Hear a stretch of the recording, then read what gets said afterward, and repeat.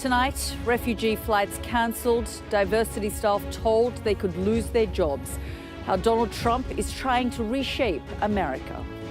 1,000 more troops to be deployed to America's southern border as the immigration crackdown leaves thousands of Afghan refugees in limbo. Afghan children waiting to reunite with their families could be affected. I'll speak to the man who's been working to help them evacuate. Plus, threats, tariffs and sanctions. How effective is the Donald Trump approach to foreign policy?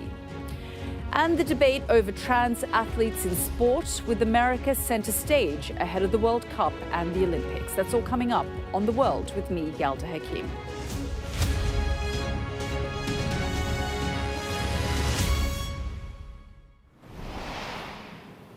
Good evening from Washington. I'm Yalda Hakim. We've talked a lot since the start of the week about executive orders and proclamations and policies. But tonight, I want to focus on the human impact of those documents we saw Donald Trump sign on the night he became president. He promised sweeping changes on the campaign trail.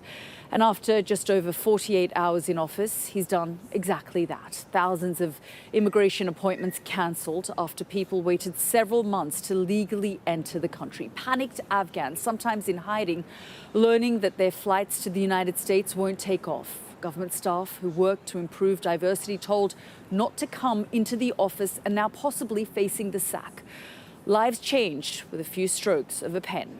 Donald Trump wants to set the tone for what his America should look like. But what if you don't fit in? What then? We'll discuss that tonight. Let's get started with our first report from our US correspondent, David Blevins. These were the chaotic final moments of America's two-decade presence in Afghanistan. Panic and desperation to escape Kabul before the Taliban takeover. And among those left behind, thousands of Afghans who had worked alongside US forces, left vulnerable to torture and reprisal. Faisal, not his real name, was one of them, an advisor to the US Air Force, now one of hundreds whose flights to America have been grounded when President Trump halted refugee programs. The United States is safe. We wish to feel free and safe, and there's no Taliban, no ISIS. His hopes for safety in America vanished overnight, and he feels betrayed. I was shocked by Mr. President Trump's decision, and I felt disappointed.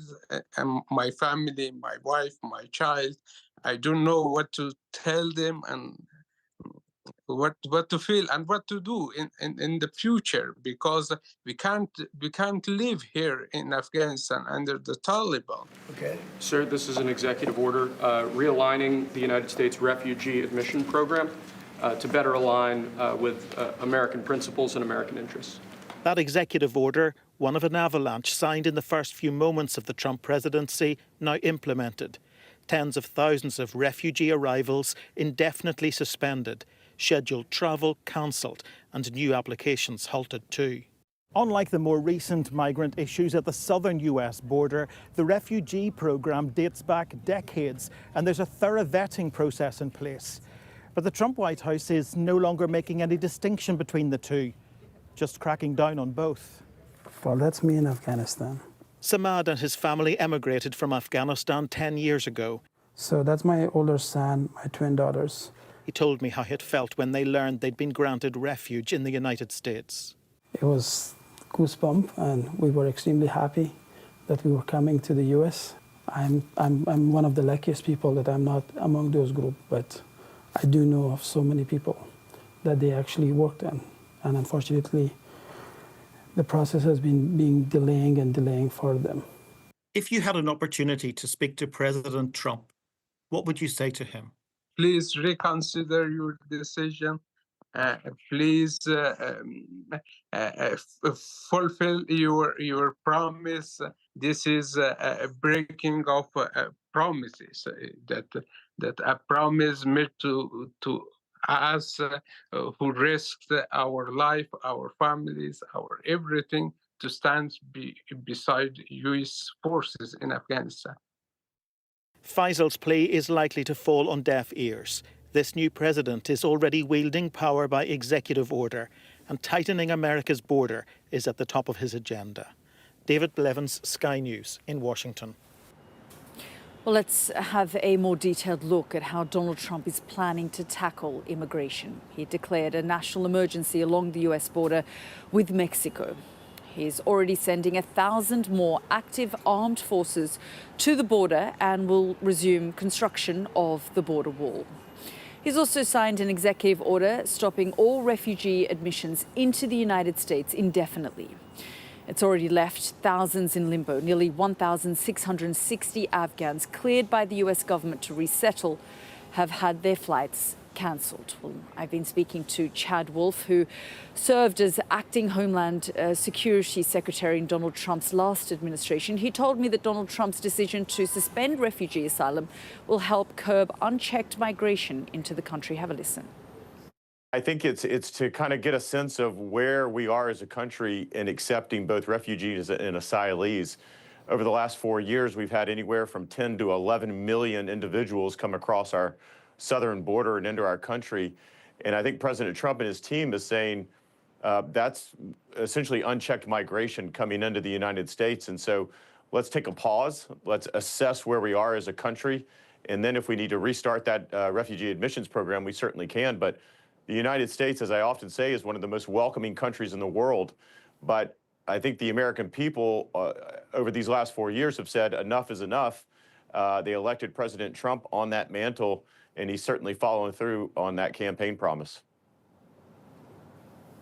Well, and of course, as you say, I mean, the United States is built on, the backbone of immigrants. But I guess when we're talking about the refugee program, it's very different to illegal immigration. These people are people who have been vetted, and the vetting process is quite strict. And we're talking about people who were waiting to jump on planes to get into the United States, now in total limbo. Well, I don't disagree with you that the refugee admissions program does have a level of vetting if you go through it the right way. Unfortunately, what we saw during the Biden administration is almost 700,000 Afghans after the fall of Kabul coming into the United States that never went through that refugee admissions program and that screening that the United States does. Instead, they were just allowed into the country, into American communities. And what we saw and what we found, report after report, says that a number of them were not vetted, and that caused issues as well, and they had to, at a later point, be removed. So I think what the Trump administration is saying is that over these past 4 years, we've had an influx of individuals, whether you call them refugees or asylees that show up at our southern border, the protections are the same under U.S. law, and that we've had over 10 million of them come to that southern border because of the policy of the Biden administration. President Trump ran on this. The American people said enough is enough. And I think it's legitimate to have a pause in that admissions program. I think what the order says is that the Secretary of Homeland Security and the Secretary of State needs to issue a report to the president on recommendations going forward. So we're not saying that the admissions program is over. They're not doing any of that anymore. It's just, let's take a pause. Let's assess who these individuals are, where they are at, and what's the capacity for the United States to continue to admit these folks. I guess I'm also not talking about those early days after the fall of Kabul when, you're right, there were plane loads of people brought to the United States and they weren't necessarily put through the strict vetting process. But we're talking now about, 3 years on, about minors who have been separated from their families, and many of the people who are supporting the Afghans who are coming into this country are saying that these Afghans are going to be abandoned or let down. They fought alongside Americans. They supported Americans, and this is a form of abandonment as well. Well, look, President Trump has been very clear, and I don't speak for the president, but I've heard him talk time and time again about making sure that we support our allies and support those that supported us. But again, I think, the world needs to take a look at the Biden administration for these past 4 years. We're in this situation today, not because President Trump decided just to simply and unilaterally suspend or pause the refugee admissions program without any underlying data. I think you've got to understand where the American people are here and the fact that we've had over 10 million folks come across that border that we are treating as refugees in American communities today. A lot of them, we don't know their background, we don't know who they are. I understand that is different than what you're talking about, where individuals are vetted through the State Department and the like. But again, we're talking about a pause here. We're not talking about elimination of the program, but it is prudent for the incoming president, the new president, these 2-3 days in, to pause the program to understand where we're at as a country to accept these folks. Could it lead, though, to elimination? And do you admit that this sudden pause, when we're talking about people who are about to jump on planes, who have been vetted, is perhaps inhumane in the first instance? No, I think what's inhumane is what's been going on for these last 4 years, to have a completely wide open southern border to allow individuals from Afghanistan to come into this country unchecked and unvetted. I think that is the humane part. President Trump's been very clear, and he talked about pausing this refugee admissions program throughout the campaign for several months now. So it really shouldn't come as any surprise that he's actually fulfilling these campaign promises. It's a lot about what these executive orders laid out. Mr. Wolf, thank you for your time. Thank you. That was Chad Wolf talking to me there. And around past, I'm going to be talking to Sean Van Diver, who's been speaking to panicking Afghans waiting to travel to the United States, who say they're now in limbo. Now, I just want to show you some images that have come into us in the past half hour or so. Have a look at this. This is Enrico Tarrio, former leader of the Proud Boys, arriving at Miami Airport. He was jailed for 22 years for seditious conspiracy over the January 6 riots and was released from prison after being pardoned by President Trump. He was handed the longest sentence for any Capitol riots defendant for his role in planning the insurrection that sought to stop Joe Biden's 2020 victory being certified. The president has often referred to those jailed for their actions as January 6 as hostages. One of his first acts as president was to grant pardons to more than 1,500 defendants. Well, the president has already followed through on much of his campaign rhetoric on rolling back something he definitely considers a policy of the radical left, diversity initiatives. Let's just have a look at exactly what he's done. He signed an executive order to end all government-run diversity schemes, programs which he's called radical and wasteful. There'll be a review on all government practices, from hiring to training, to ensure they're complying with the order. All federal diversity staff will be put on paid leave, effective immediately. And his swathe of orders have put pressure on private companies to restore what Donald Trump calls merit-based hiring. Well, let's bring in our international correspondent, Diana Magnay, who's here with me now. Diana, we've been following all of these developments over the course of the last 48 hours or so since the inauguration, and things have been moving very, very quickly. These are things that Donald Trump said during the campaign trail that he would do. And clearly it feels like he's still talking to his base, to the people he believes put him in office, and wants to do these things quite quickly to show them that, what he promised is what he means. Absolutely, and he promised to wage a war on what he called, the woke society, and that is exactly what he's doing. He said, we will have a common sense approach to the future, and these kinds of policies are what he believes to be common sense. But I think if you speak to a lot of people who've been involved in the civil rights movement in this country for decades, to them, this is rolling back all sorts of historic policies that have been put in place to try and promote affirmative action, to give a voice and a place in the workforce to women and to minorities, and that all this talk, and he's billed this new executive order and these actions as one of the most significant steps in civil rights in this country. And in actual fact, he's revoking an order from 1965 from Lyndon Johnson that put affirmative action into the heart of government. So, yes, he's pandering to his base, and we've seen this to immediate effect. People who are in charge of DEI programs across federal government, as of 1 hour's time, will no longer have have a job. They've been put on indefinite leave. And that rolls out across society too. We've already seen some big corporates decide to cut back on their diversity programs. I think this, obviously causes a lot of uncertainty for people because people sort of describing Donald Trump as unpredictable. This was predictable. It's just the nature of how quickly these things have happened. Suddenly people have found themselves in a place where they could be sacked from one day to the next.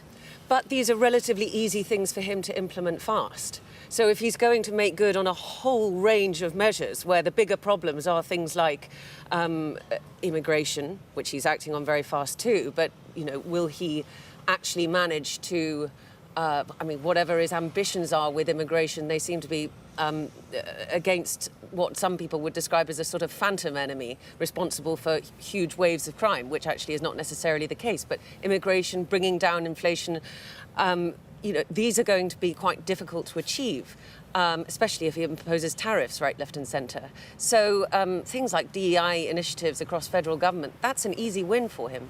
Absolutely. And what we're seeing then is from refugees who are boarding planes to, the whole DEI scheme, people are tonight in limbo.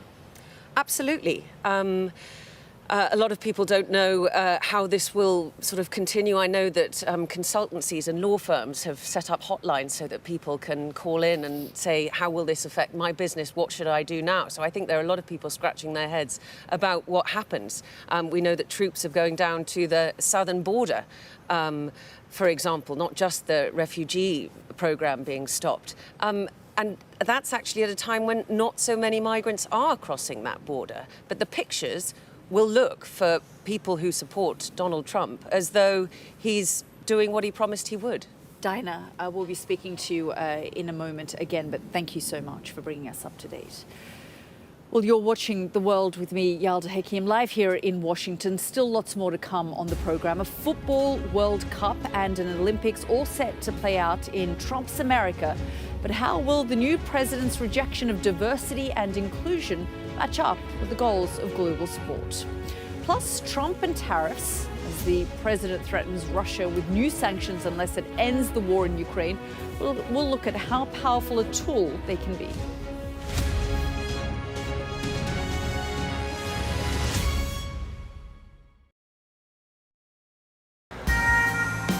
This is how you travel when the mafia wants to kill you. He's almost given up his own freedom, but that's the price he's willing to pay. Here, they don't just arrest 'Ndrangheta mafia members, they also live among them.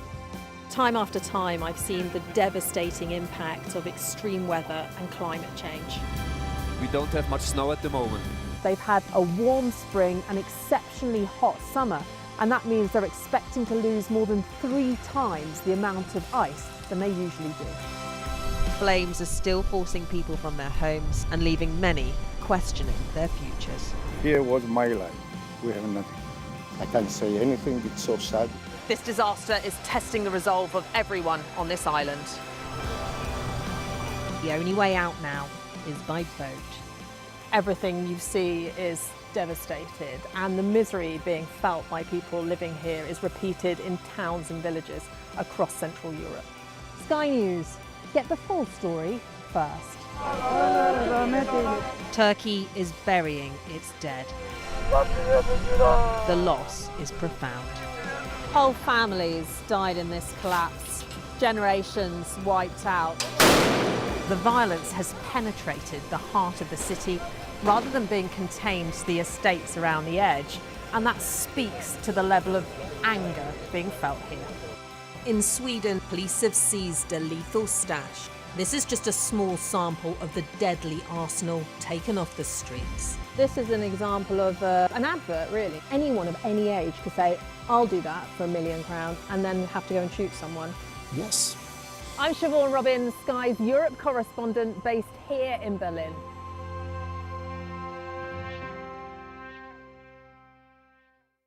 I'm James Matthews, and I'm Sky's US correspondent, based here in Washington, D.C.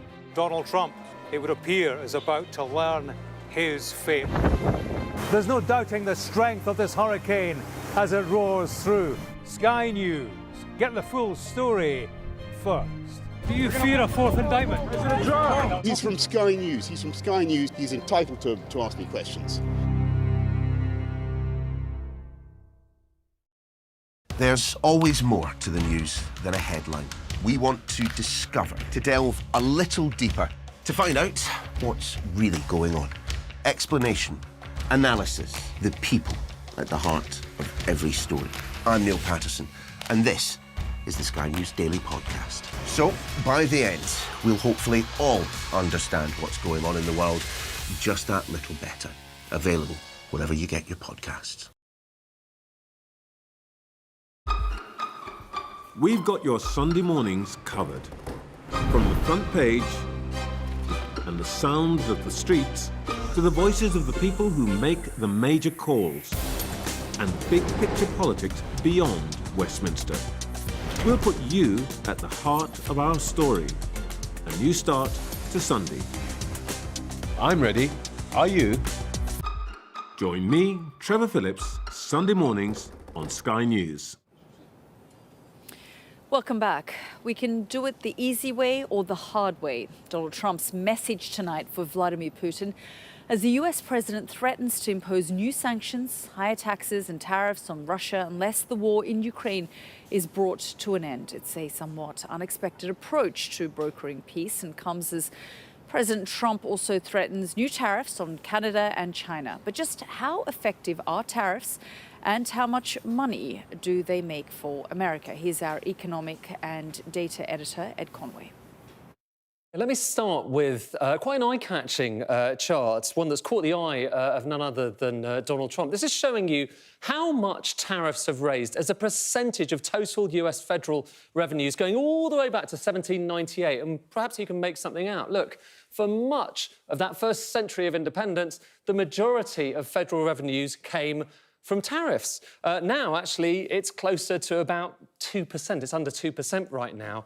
And so the argument is, look, could you not just raise more money via tariffs instead of things like income tax? Well, maybe a bit, but have a look at this. I'm going to take that same data and do it not just as a percentage of total revenues, but as a percentage of the size of the US economy. This is a kind of probably a better way of comparing it, because the economy was a little bit bigger compared with those tariffs back in the past than you might have thought. In fact, even in that period of maximal protectionism, the early Hamiltonian days of the United States, you can see that tariffs never really accounted for more than about 6% of total US GDP. And that's kind of been the case for much of history. And the size of the state was much bigger than that. You see, you needed a lot more money to try and finance the state, particularly when it came to wars. That's the World War II there.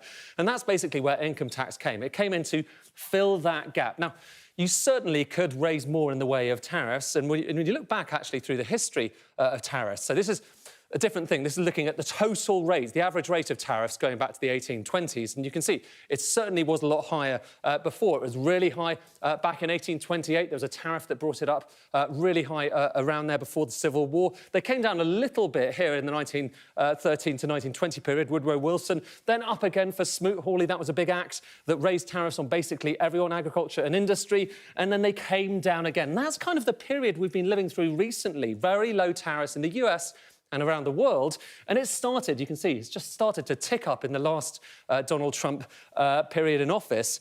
But it does raise the question, what next? And if you're looking at who actually pays tariffs in the US, China is at 3.6%, Mexico and Canada considerably lower, the UK down at 3.6%. Where could they go? Well, Donald Trump has talked about maybe 10%. He's talked about 25%, but I'm afraid the short answer is right now, we don't really know for sure. That was Ed Conway there. Well, let's speak again to our international correspondent, Diana Magnay, who is here with me now. And Diana, I mean, I think it's not just the Russians looking very closely at what Donald Trump will say and do.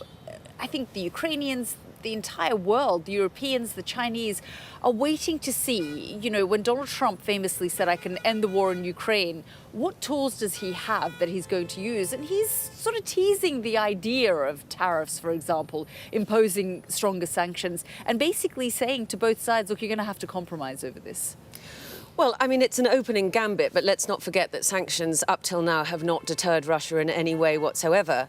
There are more sanctions that can be put on. Russia is already heavily sanctioned, but it still sells a lot of energy to other countries. So, for example, perhaps it can be part of President Trump's broader trade war if he says to China, who buys a lot of Russian coal or oil, you know, we will reduce our tariffs on you if you stop doing that. So I think there is some leverage that he has which could increase the pressure on Russia. But again, the reason that President Putin continues to wage this war is not because he's scared of the economy failing back home. It has remained remarkably resilient. You know, it won't stay resilient forever, but till now it has stayed remarkably resilient. Yes, Donald Trump can threaten to sort of squeeze the economy further, but I don't think that's going to change anything. He needs details about what to achieve on the ground. He needs to provide Ukraine with solid security guarantees. That's what's needed. Yeah, and I think he put out a post on Truth Social. Let's just have a look at that. Yes, so this was one of his more lengthy tweets or Truth Social posts. We're now back in that era of governing by Truth Social, I think.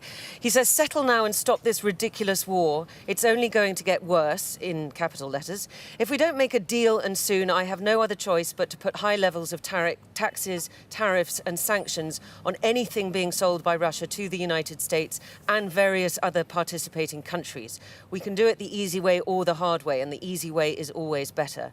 I think the key there is these other participating countries, because trade between Russia and the United States is absolutely minimal, has been since the beginning of the war. And, you know, President Trump always boasted in his first administration that nobody had put more sanctions on Russia than he had. And that didn't stop President Putin from invading Ukraine 2 years later, whatever Donald Trump says about how it would never have happened under his watch. Yeah, and I guess he also had this phone call with Xi Jinping, and he said, you know, I said to him, you've got to up your game in trying to resolve this conflict as well. So he is going to look to others, Russia's allies, you know, where he has a potential in as well, to put pressure from that direction.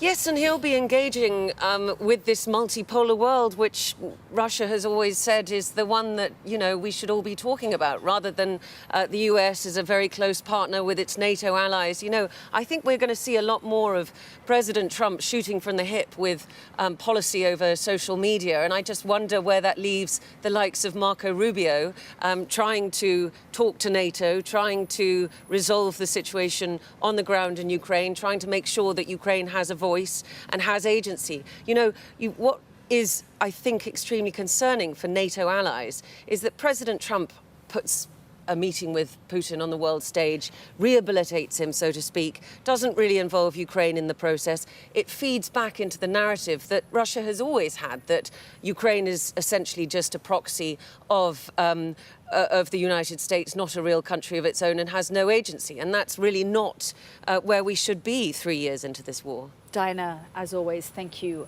so much. Well, as we've been speaking to Diana and hearing from our correspondents, Donald Trump has been making a number of statements, and we've seen a flurry of executive orders. He's also been speaking to Fox News. Let's just have a listen to what he had to say. He talked about the so-called radical left. Have a listen. We wouldn't have inflation. We wouldn't have had the Afghanistan disaster. We wouldn't have October 7th with Israel, where so many people were killed. And you wouldn't have a Ukraine war going on. But with all that being said, I think it's bigger. It's bigger than if it were more traditional. Only the second time in history somebody didn't have consecutive terms. Yeah. Well, they say it's historically bigger. I don't know about that. But I can say it showed us a couple of things. It showed us that the radical left, their philosophies and policies are horrible. Well, you were listening there to President Donald Trump speaking to Fox News, and he's been giving his thoughts on the first 48 hours of his presidency, where he's been moving very quickly with those executive orders. And as we said, we've been looking on this program at the human impact of those executive orders, because, of course, we've spoken about Donald Trump being the showman, and on that first day of his presidency, after being inaugurated, celebrated being there amongst the MAGA faithful and signing those executive orders, signing over 100 executive orders within the space of just a few hours. But really, it's about the human impact now, and whether that's immigration on the southern border or these Afghan refugees that we've been talking about. We're going to reflect a lot more of that here on the program.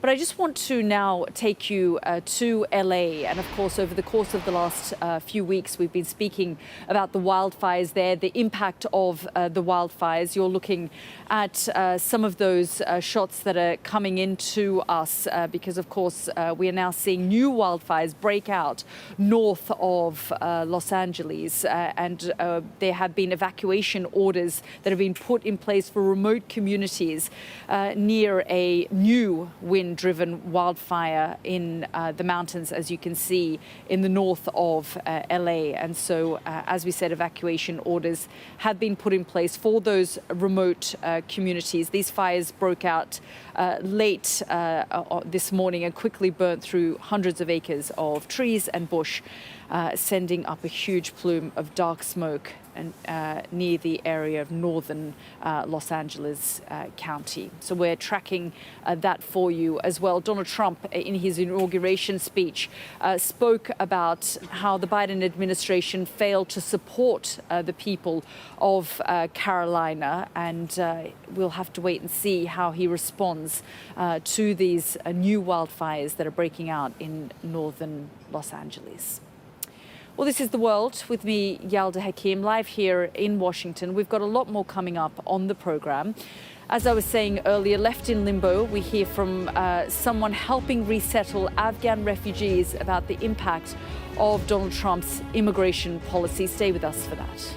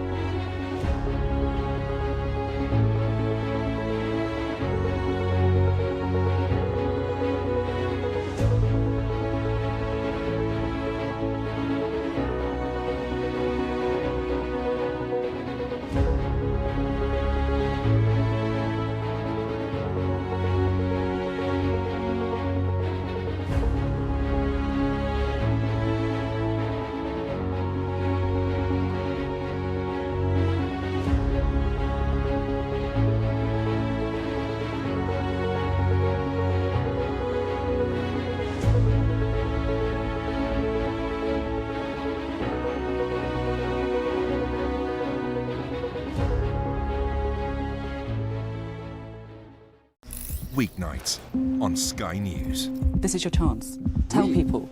Welcome to the Politics Hub. Our police force has apologised. If you want to find out about Grimsby, you come to the docks. I'm live in Jerusalem. Are you not concerned that that could lead to all-out war? Hello there, good evening. There are fears of an upsurge in violence. What's at stake here? You are watching the press preview, a first look at the front pages as they arrive. Welcome back to Washington, and let's turn our attention to the Middle East. And of course, earlier in the week, we saw those extraordinary scenes following that ceasefire between Israel and Hamas, which saw 3 hostages being released and, of course, Palestinian prisoners being released from a prison in the West Bank. It was an extraordinary split screen of Donald Trump at a rally, and then on the other hand, the hostages being released. Well, that doesn't mean that the violence has ended in the region. At least 10 people have been killed in the occupied West Bank after the Israeli Defense Forces launched a major operation there. The IDF claims that it is targeting Palestinian militants in Jenin. Today, the head of the UN warned Israel could soon look to annex the West Bank. Meanwhile, Donald Trump's Middle East envoy has said he'll travel back to the region to be part of an inspection team ensuring the ceasefire in Gaza holds. While it does, more Gazans have been returning to the places they once called home, as our Middle East correspondent Alistair Bunkle now reports. All colour has been extinguished from Gaza. The cities are now just vast districts of grey rubble. The streets are mostly silent. An occasional person picks their way through, almost lost in the destruction around them. Hussein Barakat managed to salvage a chair close to where he once lived. He came looking for clothes for his children, but couldn't find any. We wanted to come back to put up a tent during the ceasefire. As you can see, it's become a ghost town. There's no water, there's nothing. There isn't even any level ground you can stay on. This was one of Gaza's main hospitals, the Kamal Adwan. Israeli forces repeatedly attacked it, claiming Hamas were hiding there. Nizar is trying to build a shelter in the remains of his old home in the Jabalia refugee camp. This area saw some of the heaviest fighting in recent weeks. It's been almost totally obliterated. The destruction is behind us and around and everywhere. I'm trying to fix some rooms that we can settle in our homes, that we can sit in it. We hope that life will get better than this. Aid is finally getting in large quantities. Almost 900 lorries entered Gaza yesterday, but many remain desperate for basic supplies. It will take weeks and weeks before the immediate humanitarian crisis improves. After almost 16 months of war, Israel failed to defeat Hamas. Police officers are back on the streets, showing that the group still controls much of the Strip. The ceasefire is holding in Gaza, but for how long? Israel has now started a new counter-terror operation in the West Bank town of Jenin. More than a dozen Palestinians were killed by the IDF yesterday, and many have been wounded. Ahmed Obeid was driving his wife and his 3 children home through Jenin yesterday when their car was targeted. He tried to drive fast, away from the gunfire, to protect his family. You can hear the panic inside the car. Ahmed was shot and killed. There is no suggestion or evidence that he was a threat. An Israeli military vehicle could be seen less than 100 meters from where the car crashed and came to a stop. The IDF has told us that the incident is under review. Ahmed was buried today. Another death in another round of fighting. Alistair Bunkle, Sky News in Jerusalem. Let's return now to the plight of more than 1,000 Afghans waiting to come to the United States who've had their flights cancelled after Donald Trump's crackdown. Joining me now is Sean Van Diver, a Navy veteran and founder of Afghan Evac. Thank you very much, Sean, for joining us here on the program. Over the past few years, we've talked about your efforts to evacuate thousands of Afghans from the country and get them processed into the United States. Just tell me about the sort of panic that many are feeling tonight. Yeah, Yalda, thank you so much for having me on tonight. Look, my phone is blowing up. It's over and over and over and over. It's what do I do? Am I affected by this? We've been waiting for 3.5 years. People are terrified. Advocates are scared. And the truth is we think that this was a mistake. We think that President Trump, because he campaigned on it, wants to help Afghans get to their American dream. So we're hopeful that we'll see action from the administration to change this, but we haven't heard one way or another yet. Yeah, I mean, what we're hearing at the moment is that this is a pause, not a elimination, because they just want to understand what's been going on for the last 3.5, 4 years with refugee programs as a whole. But I guess this does put a lot of people who were vetted in limbo. It does put a lot of people who are vetted in limbo. In fact, there are 10,000 or more Afghans who are vetted and ready to travel today across Afghanistan and Pakistan. The full number of folks that are supposed to be coming here is around 50,000. And I got to tell you, the truth is, the United States Refugee Admissions Program is the gold standard of vetting. You're vetted more than you are before you join the military, before you join the police force. I've never faced the level of vetting that these folks who are coming here under U.S. RAP face. And the reality is that there's so many folks who stood with us over 20 years of war that they've waited long enough. They've got to be able to come here. And it's a 90-day suspension pending a report. And I don't know if you know anything about government, but the overnight pause of this program is the only thing I've ever seen them do fast. Sean, just talk us through the sorts of people that were expected to come to the United States, because we're hearing about minors who were supposed to, for example, be reunited with their families who were already in the United States. That's right. You know, this impacts people who are in the family reunification pipeline. So minors who are in Afghanistan or minors who are here waiting for their parents who are still in Afghanistan. That reunification, of which I got to see one on Friday, and it was heartbreaking seeing a 3-year-old reunite with his dad. Look, other types of people are family of U.S. service members, active duty U.S. service members. Families are stuck there because of this. Partner forces, so folks who trained, fought, and bled alongside our Green Berets, Navy SEALs, etc. Afghan women pilots, judges and prosecutors who prosecuted the Taliban and are now at risk. Every single refugee in that pipeline is somebody who is connected to the U.S. mission and is now at risk because of their association with us. Sean, I was speaking to someone a little earlier who worked in Homeland Security in the previous administration, and he said one of the concerns was that people who had come after the fall of Kabul hadn't been vetted properly and they shouldn't be in the United States. The people he's talking about are some of the parolees that came here. The good news is that most of those folks have faced investigation. 2, all the questions that they had thereafter have been resolved. But most of those folks have permanent status. The United States Refugee Admissions Program vetting has way, way, way higher standards than what they were applying there. So it's a little bit of kind of curious to me why we would pause this program that is the strongest vetting and not pause other programs. Sean, it's always good to talk to you. Thank you so much for joining us here on the program. Thank you so much. We'll see you soon. Let's take you straight to California now. We were giving you an update on those wildfires. As you can see there, the aerial shots of the wind-driven wildfires in the mountains north of LA.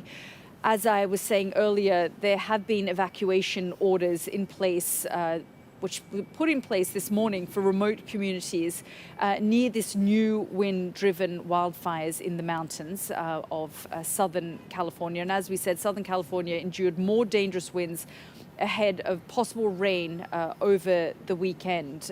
Crews on the ground and in water-dropping aircraft attacked these flames, and gusty weather was expected to last through to Thursday. Authorities there have said that this is of grave concern. And of course, in the last few weeks, we saw the destruction of entire communities as a result of these wildfires. And we are now hearing that remote communities have been ordered to evacuate. So quite dramatic images that you're seeing there in the mountain communities north of Los Angeles, and the fire brigade is working quickly to try and put those fires out, but they are wind driven, and there is a hope of possible rain over the weekend, but quite dramatic and concerning images coming out of Los Angeles.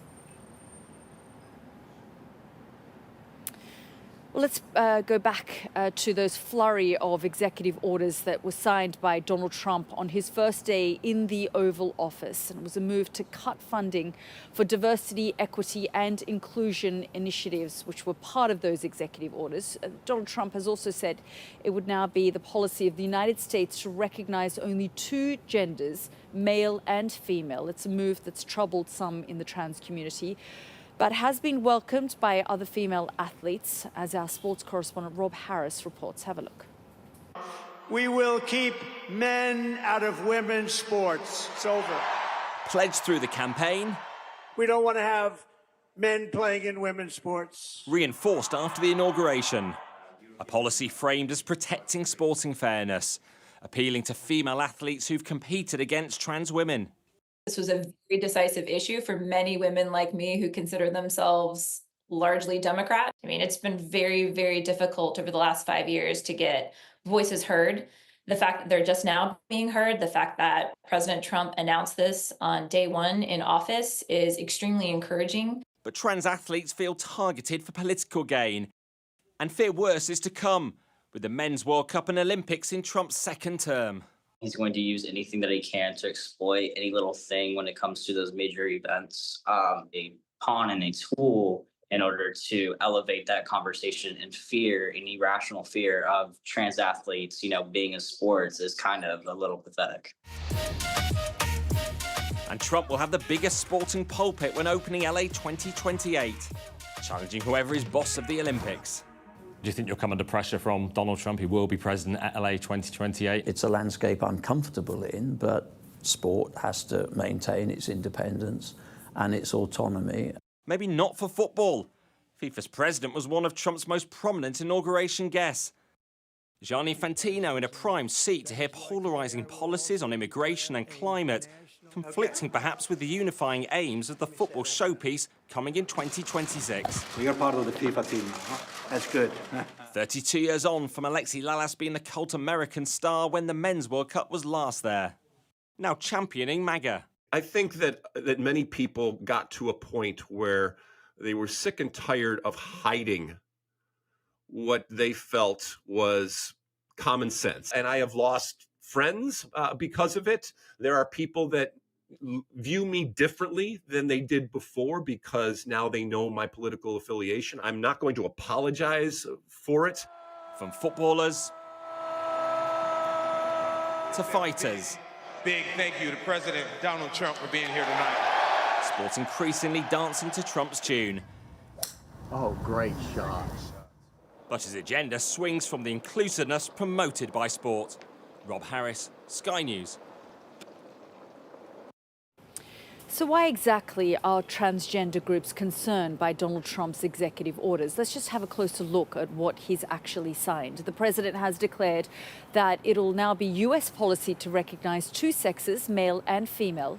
As a consequence, government documents, including passports and visas, will change to reflect this. He's also overturned a Biden initiative that allowed openly transgender people to serve in the military and transgender people will be barred from government-funded single-sex facilities that best align with their gender identity, including prisons, migrant housing and domestic violence shelters. Well, joining me now is trans athlete and educator Skylar Baylor. Skylar, thank you very much for joining us here on the program. I just want to get your reaction to these executive orders that we've been seeing and what exactly has been signed.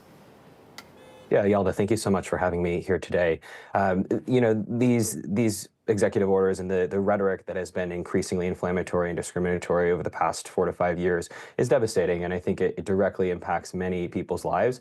I think that when we talk about these attacks, a lot of times people will focus on the trans community, and that's not necessarily misplaced. We are under attack actively and explicitly so, but I think we have to also consider that when we start to restrict gender and say only these groups of people are allowed access to certain ways of expressing themselves, then we actually restrict all people, because everybody has an experience with gender. Skylar, just tell me how the community are feeling tonight. What's been I know, you can't it's not monolithic, but just in general, the people you're speaking to, you're an educator, you've, been reacting and talking to a lot of people. What are they saying? Yeah, I mean, I think the community is in a pretty precarious place. I think a lot of people are feeling really disheartened by the president's comments, and I think most of us are not surprised. I will say, I think there's a combination of devastation and a lack of surprise, because these are things that the campaign had been talking about doing, and so I am also not surprised, but I'm very upset. I think that I've been reached out to by many of my clients, a lot of my folks that come to my support groups, really wondering how do we move forwards if our identities are potentially going to be directly erased, by many of these upcoming policies. Has it felt like a bit of a roller coaster? Because Donald Trump, when he was president the first time round, hinted at these issues and sort of described them as culture wars and that kind of thing. And then Joe Biden sort of took a more progressive approach to these things. Has it sort of felt like, you've been sort of almost on an emotional roller coaster? I think absolutely there's a roller coaster going on. I will also say, though, that nobody has signed up for this roller coaster ride, at least not folks from my community, and I think that lack of agency is really key. But I'll also name that even people who have voted for Trump and potentially many of his supporters are not actually signing up for the ride that we're about to have. And I think that's a really important thing for us all to consider, that agency, when revoked from certain groups, means agency revoked from everybody, right? When we start to say only certain folks can determine who they are, we're encroaching on everybody's ability to self-determine their identities. Skylar, how do you think the community will now approach this? Because, Donald Trump has issued this executive order sort of saying that it's going to be official. The United States only recognizes 2 genders. Yeah, I mean, I want to first name that from a biological standpoint, I think it's going to be really difficult to explicitly create these categories that are discrete, because in reality, even biological sex is not neat enough to say that's just male and just female. There's a lot more complexity that is involved in sex differentiation. But beyond that, I want to say that no government ban, no government decree is going to tell us as trans people who we are. And I think that's one of the things that I've been holding on to and that I've been advising all of my community members to remember. It really doesn't matter what he says about who we are or what the state governments are going to say about who we are. I will always know who I am, and I'm always going to be proud of being myself as a transgender man. You're an athlete, and of course there are an array of other areas that the government is now looking at rowing back on when it comes to transgender community. How do you think this will overall affect people and what they can and cannot participate in? Yeah.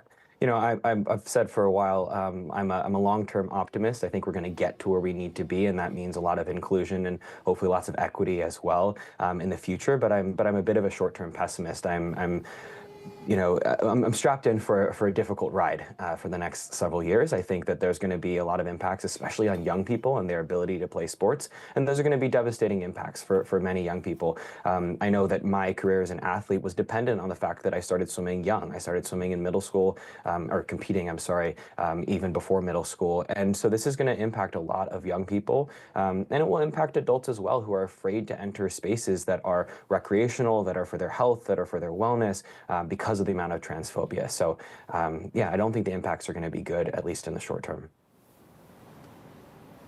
Skylar, thank you so much for joining us here on the program. My pleasure. Thanks for having me. So Trump 2.0 is well and truly underway. Today I've been chatting with my colleague Richard Engel about those executive orders and what they tell us about the emerging Trump foreign policy. If you scan the screen now, that will take you to our latest episode of the World Podcast, which is out now. Make sure you're following us wherever you get your podcasts.